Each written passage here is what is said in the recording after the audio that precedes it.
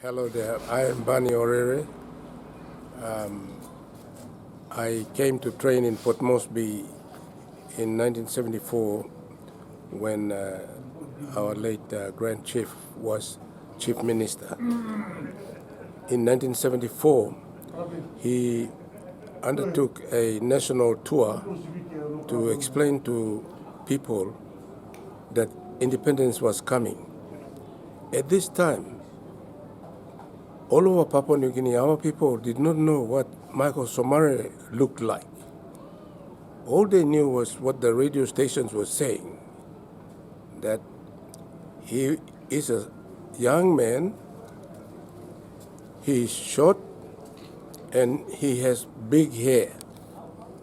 That's all the people of Papua New Guinea knew of Somare because the government radio stations described him like that. When he went around to promote independence in 1974, people came to see this young man, short and big hair. This turned out to be a problem, and that is the focus of my first story. We were approaching Kikori when the chief told his pilot to communicate with the media plane's pilot to instruct us to proceed to Kikori while the VIP plane decided to fly over Mount Fubilan, where the Kennecott Company had recently discovered copper. No one had any idea what was waiting at Kikori Airport. The entire district turned out to see who this person was, Michael Somare, talking about independence. What was it all about? They wanted to see him personally and to hear the words come out of his mouth. So they all left their villages, leaving behind only the animals. Everyone turned up at Kikori Airport. Just imagine that. Trees and plants and people all at the airport. It's really huge crowd, right? And the media plane lands. And I'm the smallest guy in the media crew. All these big fellows. Planes were just crashing and people were dying. So these big fellows thought they would be safe by sitting at the back of the plane. And they put me at the front so I would die first if the plane crashed.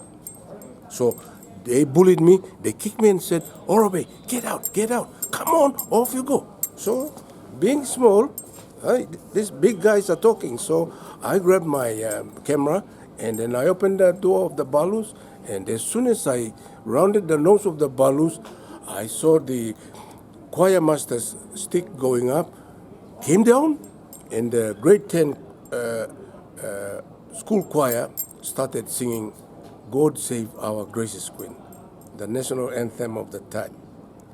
When I heard the line, "Long live our noble queen," it clicked. So while they were still singing, I spun around, ran back to the aircraft, wrenched open the door, and shouted at Paul Cowdy, the chief's press secretary. I said, "Paul, you are in trouble. Get out and stop that national anthem."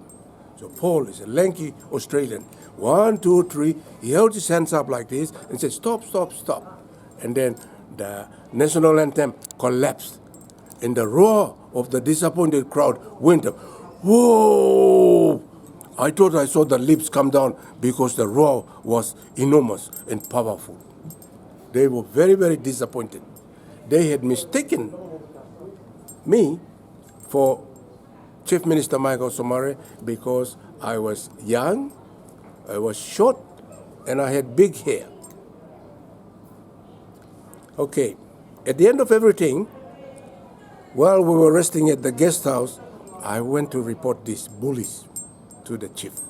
I said, "Chief, may I approach you?" He said, "Yes, Oro Bay, come." He never called me by my name. He always called me Oro Bay, all the way until he retired. Anyway, "What is it?" he said, and I told him like this, "Chief, a big problem occurred at the airport before your arrival. They sang the national anthem thinking that I was you. And it all happened because those journalists that you see sitting over there, those white and black people sitting over there, they kicked me out of the plane, so I was afraid. So I got out of the plane, and that's how it all. Okay, go Tokimoli camp. So I went and told these journalists, white and black, all sitting at the corner. I told them, Chief wants to see you, people. So they went to the chief, and they made a mistake. They all sat down. And the chief said, Usai toki miuplalo sit down. So they all stood up. When they stood up, Malum, you know the chief. He can sometimes make you really scratch your head up. When they stood up, he said, okay, you play talk now. What is the chief talking about? What does he want us to talk about? He's standing there. He said, come, you play story now. So when he realized that these journalists were lost, he said, okay, he helped them. Okay, he forgave them. You know, he was a person who used to forgive easily. He said, okay, what happened at the airport? And all these journalists scratched their head, put it down, hung their head in shame. One of them, I can't remember who it was, but he had the courage to explain. And then after giving them an ear bashing, he told them to get out of his sight. And he said, Oro Bay, you stay back. So this man went to the corner, and they're still watching me now. And they saw the chief handing over a carton of his favorite cigarettes. He used to smoke Consort brand. And a carton has about, I think, 20 inside. And bush here, nobody smoke here. Those men, the journalists sitting over there, they're watching everything that was happening. When I thanked the chief and I went back to them, they said, they spoke in a very sad tone. There's no more bullying now. They spoke in a very sad tone and they said, Barney, please don't forget us. We need cigarettes. I looked back to the chief to see if you see that he was not watching. And then I broke the curtain, and then I gave all these people money. That was when I was a trainee. And we went to Oro Bay, to your place. We went to Mumeng, we went to Kayapit, we went to, we tried to go to, what was Wewak Singeri's place? Kabum, but the weather was bad, so instead we landed at Finschhafen. But all the place, Oro Bay, can finish. Anyway, I was a training government journalist at that time, and my next story is what happened in 1978.